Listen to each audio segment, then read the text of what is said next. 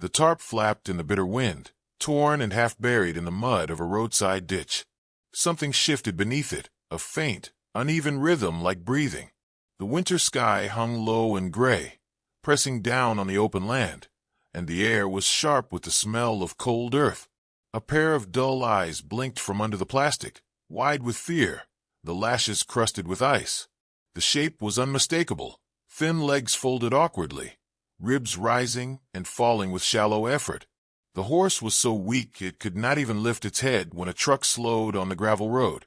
Ethan Cole eased his boot onto the brake, frowning as the sight caught his attention.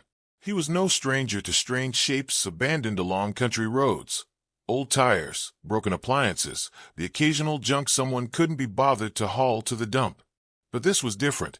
His gut told him before his mind fully registered it. That tarp was not covering garbage. It was hiding something alive. He pulled his pickup to the shoulder and let the engine idle, breath fogging the windshield as he stared. A man could choose to keep driving, pretend he hadn't seen. He sat for a long moment gripping the wheel, jaw tight, until finally he shoved the gearshift into park. The gravel crunched beneath his boots as he stepped out, his coat snapping in the wind. When he lifted the corner of the tarp, the smell of neglect struck him first, sour sweat, rot, and damp hay. Then came the sight of the animal, a mare, gone to the bone, her hide stretched tight over a frame that seemed ready to collapse at the slightest touch. She blinked at him once, then looked away, as though bracing herself for whatever cruelty might follow. Ethan let out a slow breath, his chest heavy. "Lord above," he whispered. His voice was low, steady, but something inside him cracked. The mare's body trembled, her breath shallow. He crouched, careful not to move too quickly, and pressed his gloved hand gently to her neck. The skin was icy. She flinched. He could feel the faint thump of her pulse, rapid and unsteady. He knew what most men would say. Leave her. Call animal control. She was too far gone. But Ethan couldn't walk away. Not again. Years ago, he'd lost his best mare during a storm. Pneumonia took her fast, before the vet even arrived. He had carried that weight, convinced he might have done more if he'd noticed the signs earlier. Since then, he'd promised himself never to ignore suffering when it stood before him. "Easy, girl," he murmured, keeping his voice calm. The mare's ears flicked faintly, but she didn't resist as he pulled out his phone and considered calling for help. His thumb hovered over the screen, but then he thought of the bureaucratic delays, the forms, the waiting. She didn't have that kind of time. His truck was only a few yards away. He had a trailer hitched on the back, empty after hauling supplies from town. The decision formed before he could talk himself out of it. He stood, tugged the tarp free, and returned to the truck. Loading her was another matter. She tried once to rise, legs trembling violently, before collapsing again. Ethan cursed under his breath. He fetched a length of rope from the trailer, fashioned a makeshift sling, and with patient determination managed to coax her into a standing position. Every step was agony for her, each breath a battle, but somehow he guided her up the ramp and into the straw-lined bed. She collapsed the moment she was inside, the trailer rocking with the weight of her fall.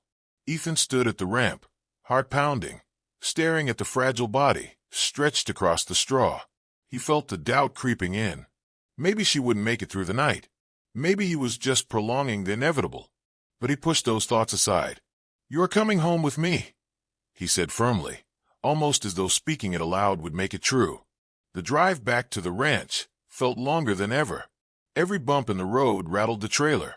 Every silence from behind made Ethan's stomach twist. He kept glancing at the mirror, half expecting to see stillness where there should have been faint motion. The ranch came into view as dusk spread its shadow across the fields. Weather-beaten fences, a small barn with paint peeling from years of wind, and the low house where Ethan lived alone. It wasn't much, but it was a place of care. He backed the trailer to the barn and swung the doors open. Again came the struggle of moving her, and again Ethan refused to give up. He spoke softly, words of encouragement more for himself than for her. Step by step, inch by inch, he guided her into a stall layered thick with fresh straw. She collapsed onto it, sides heaving, and let out a sound somewhere between a sigh and a whimper.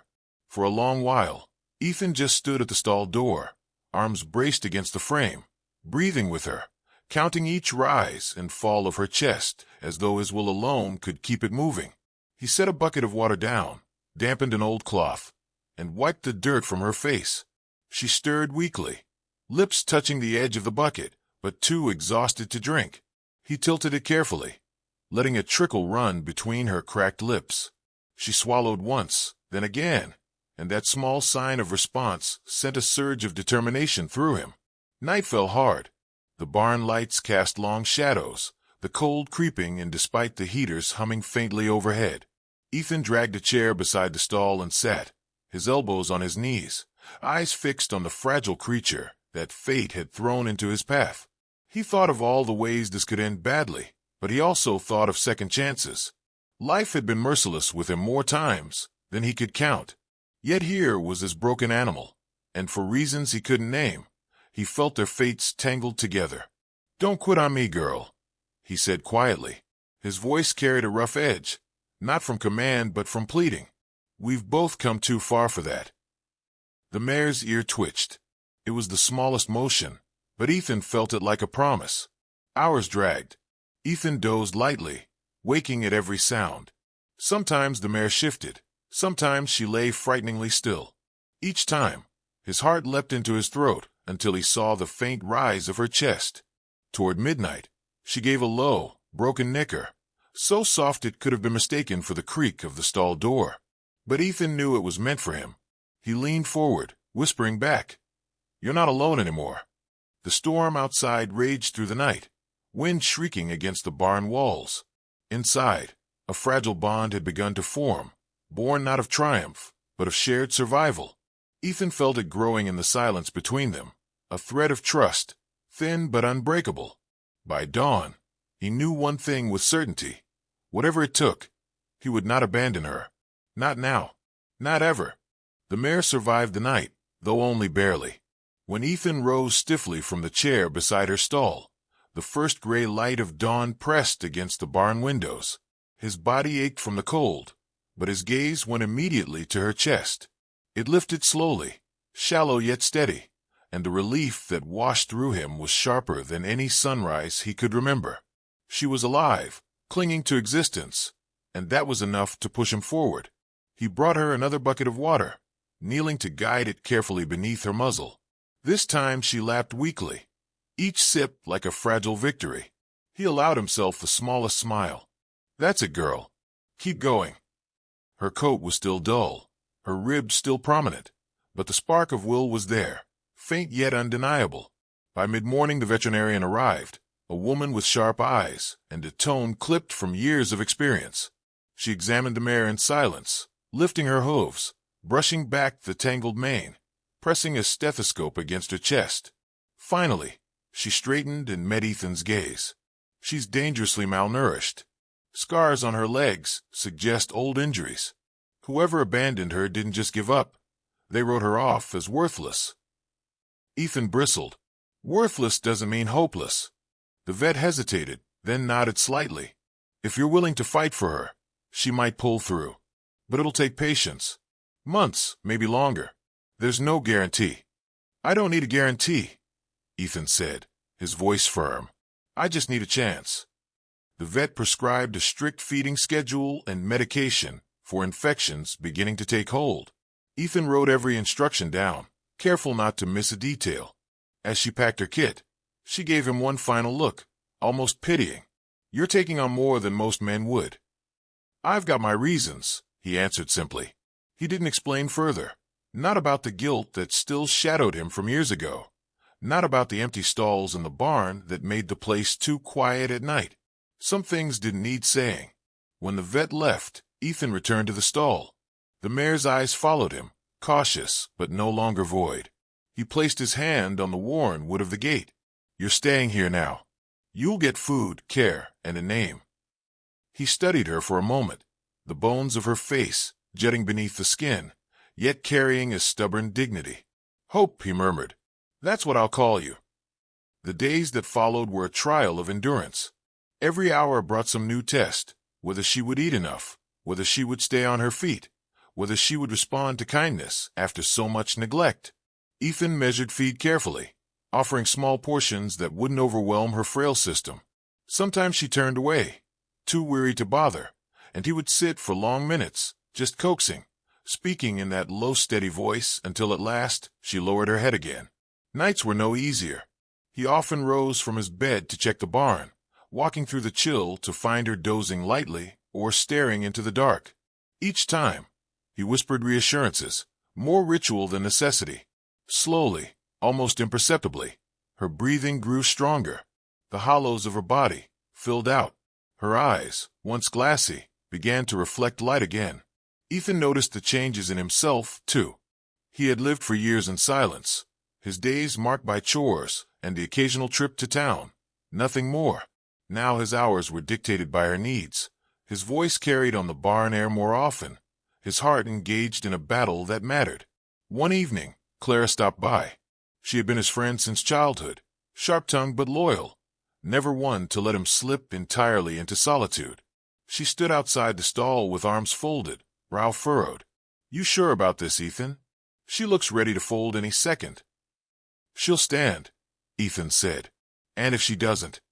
He didn't look away from the mare. "Then at least she won't be alone." Clara sighed, shaking her head.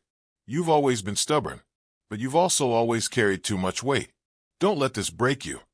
"It won't," he replied quietly. Hope lifted her head then, ears flicking at the sound of their voices. Clara's gaze softened, and for a moment she said nothing. Then she touched Ethan's arm. "I hope you're right." The bond between man and horse deepened not with grand gestures, but through endless repetition of small acts. Ethan brushed the dirt from her coat, each stroke of the comb slow and deliberate, until she no longer flinched at his touch. He led her a few steps each day, supporting her weight when her legs trembled, praising every effort. She began to lean into his presence, not in dependence, but in recognition of safety. One stormy night, lightning cracked across the sky, and thunder rolled through the valley. Hope startled violently, slamming against the stall door, eyes wild with fear. Ethan rushed to her, hands steady despite his own pounding heart. He pressed his palm against her neck, murmuring over the din of the storm. "Easy, girl. You're safe here. Nothing's gonna hurt you again." She shivered, but she didn't collapse. Instead, she pressed closer, accepting the shelter of his nearness. That moment etched itself into Ethan's heart, the fragile creature choosing trust over terror.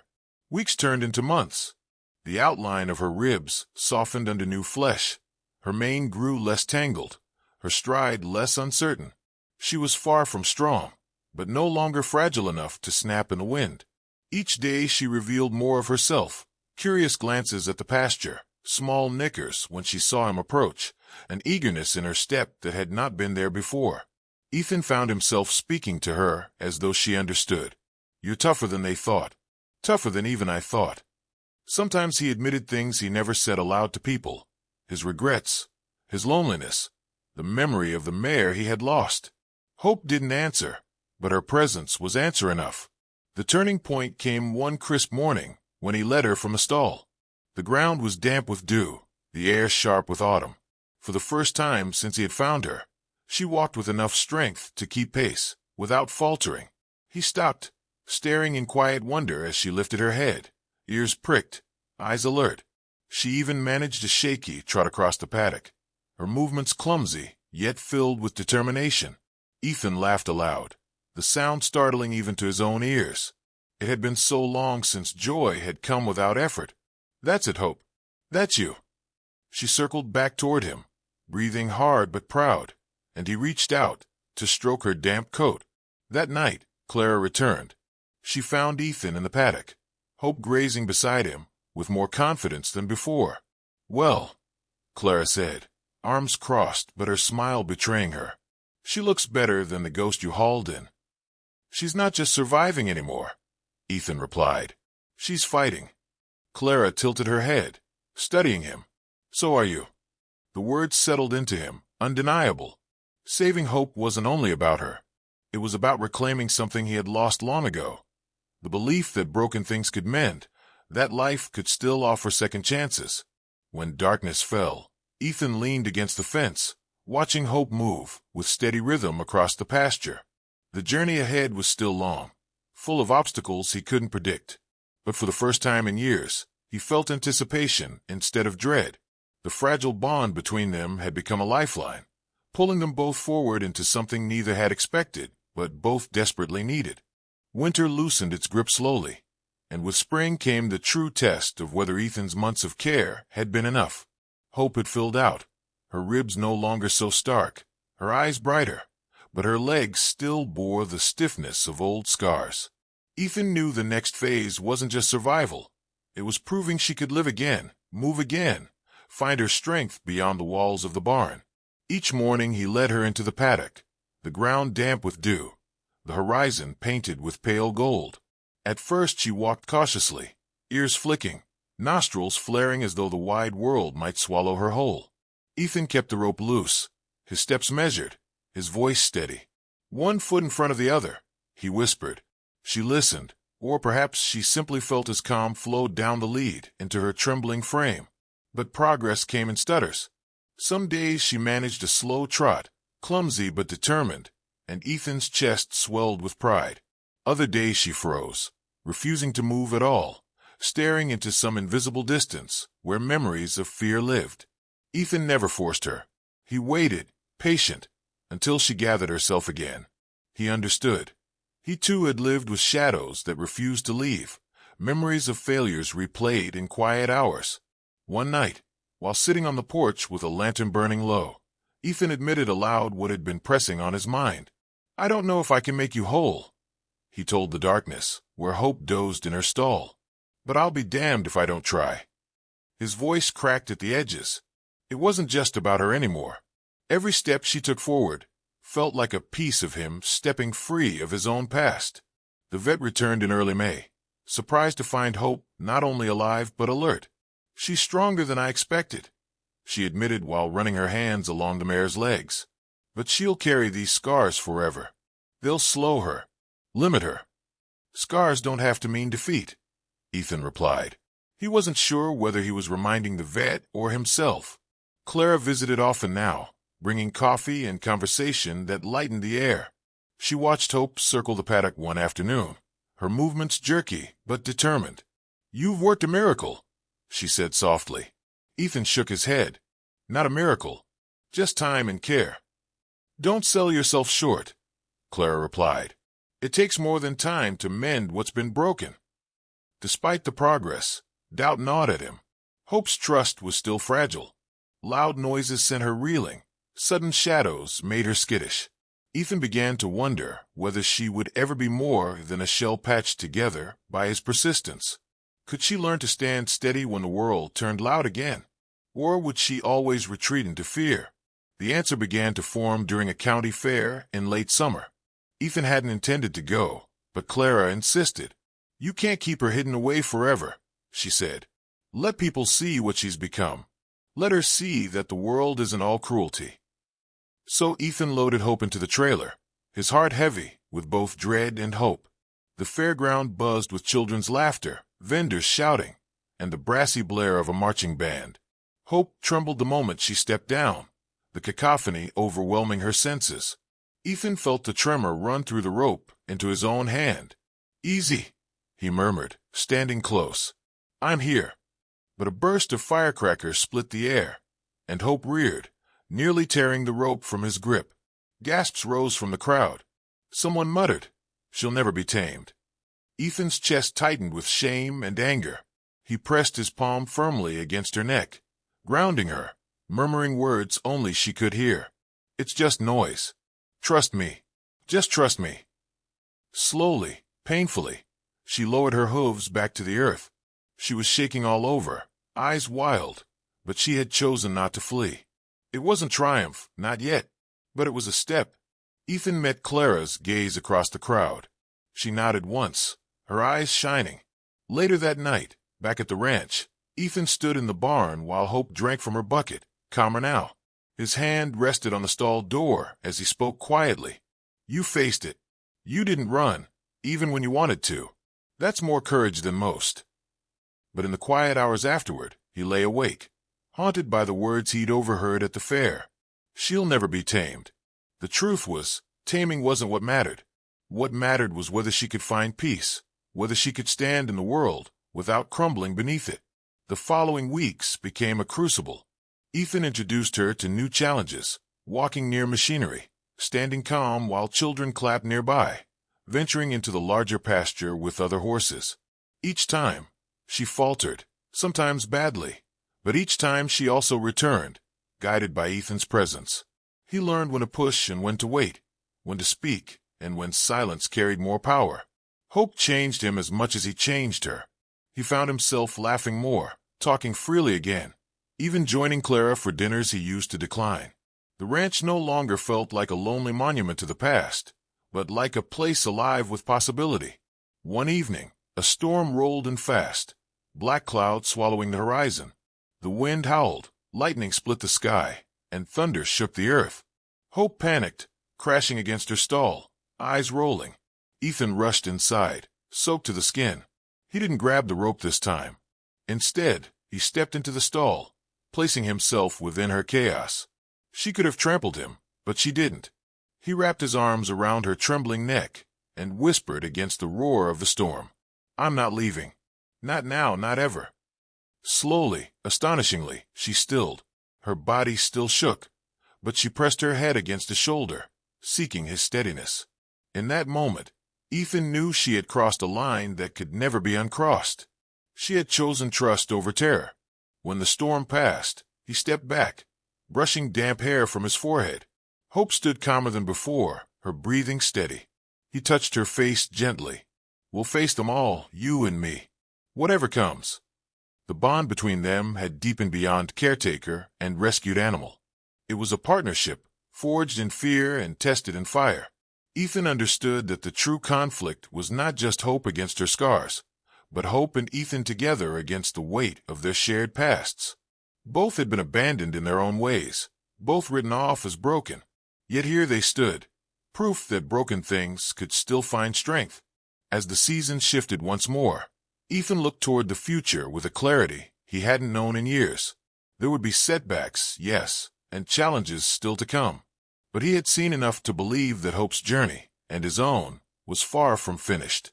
The horizon called with something he had not felt in a long time: anticipation.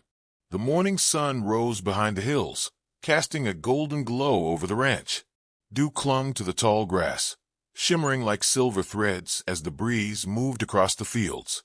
Daniel leaned against the wooden fence, his arms resting on the top rail, eyes fixed on the figure moving in the pasture. Under the warmth of the light, the once broken mare now stood tall, her coat catching the sun like burnished copper, her movements strong and free. She trotted, her steps no longer uneven or hesitant, but measured, confident, full of grace. Each stride was a quiet victory, proof of how far she had come. Daniel's chest swelled with pride. He had seen her broken, hidden under that filthy tarp, left to die. Now, she was alive in every sense of the word, her spirit reborn. Yet in his heart, he knew this story wasn't just hers. It was his too. He had been as weary and uncertain as the mare when he first found her, weighed down by years of doubt, loss, and a life that seemed to have forgotten him. Watching her grow stronger had pulled something dormant inside him back to life. "Morning, girl," he called softly, his voice warm. The mare pricked her ears forward at the familiar tone, lifting her head to meet his gaze. For a heartbeat, time stilled. No one else was there to see it, but Daniel felt the bond like a rope tied not just around her neck, but around his very soul. Behind him, the crunch of boots on gravel broke the stillness. Emily approached, carrying a pail of feed. She had become almost a fixture at the ranch these past weeks, helping where she could, her laughter filling spaces once left empty by silence. Her eyes, too, followed the horse. "She looks incredible," she murmured, almost reverently. Daniel nodded, but his thoughts ran deeper than words could capture. He turned to Emily. "I'm thinking of entering her in the county show next month," he said, half testing how it sounded aloud. "Not for ribbons, not for winning, just so people can see her, see what she's become." Emily smiled, her eyes glinting with approval. "That would be perfect. She deserves to be seen." She paused, then added, "And so do you." Her words lingered with him, sharp and tender at the same time. For so long, Daniel had worked in quiet, expecting nothing. He wasn't used to being the one in the spotlight, wasn't used to the idea that his own healing was worth showing. But as he looked back at the mare grazing peacefully, he realized Emily was right. They had both come too far to remain hidden. The weeks that followed were filled with preparation. Daniel built a simple routine for the mare, introducing her slowly to the noises and sights she might face at the show. She startled at first when he carried flags near her or rattled buckets in her presence, but each time she recovered more quickly. Every setback became a chance to prove she could rise again. He spoke to her constantly during those moments, his voice steady and reassuring, his touch grounding. The mare trusted him now. She followed his lead not out of fear, but faith. It humbled him each time he felt her steady breath against his hand, each time she leaned into his guidance. Trust, he realized, wasn't something won through force. It was a gift, fragile, precious, and freely given. When the day of the county show finally arrived, Daniel loaded the mare into the trailer, his heart pounding harder than it had in years. Emily rode with them, her presence steadying his nerves. The fairgrounds were alive with sound, children laughing, vendors calling, horses neighing in their stalls. It was overwhelming, even for him. He could only imagine how much it pressed on the mare. As he led her down the ramp, she froze, her ears flicking wildly, her muscles tensing. The noise was too much. The people, the smells, the clatter of hooves. It was chaos compared to the quiet fields of the ranch. For a moment, Daniel feared she might bolt, but he stepped closer, placing a hand on her neck. "Easy, girl. You're not alone," he whispered. She blinked, her nostrils flaring, and then slowly, she let out a long breath. The tension drained from her body. They entered the arena not as competitors, but as survivors. Every eye turned toward them, yet Daniel barely noticed. His world had narrowed to the steady rhythm of her steps beside him, the calm strength radiating between them. She carried herself with dignity, her scars no longer marks of shame, but emblems of endurance. Whispers rippled through the crowd, astonishment, admiration, even disbelief. When their turn ended, a silence fell, followed by applause that grew louder and louder until it filled the arena. Daniel's throat tightened. He hadn't expected it, hadn't needed it, but hearing the roar of approval felt like sunlight breaking through clouds that had lingered far too long. Emily stood by the rail, clapping the hardest, her smile beaming like the day itself. Later, when it was quiet again and the mare rested in her stall, Daniel sat nearby, hat in his hands. Emily joined him, her eyes soft. "You did it," she said. He shook his head gently. "No, we did it. She did it. I just gave her a chance." Emily leaned closer, her voice barely above a whisper. "And maybe that's all any of us ever really need."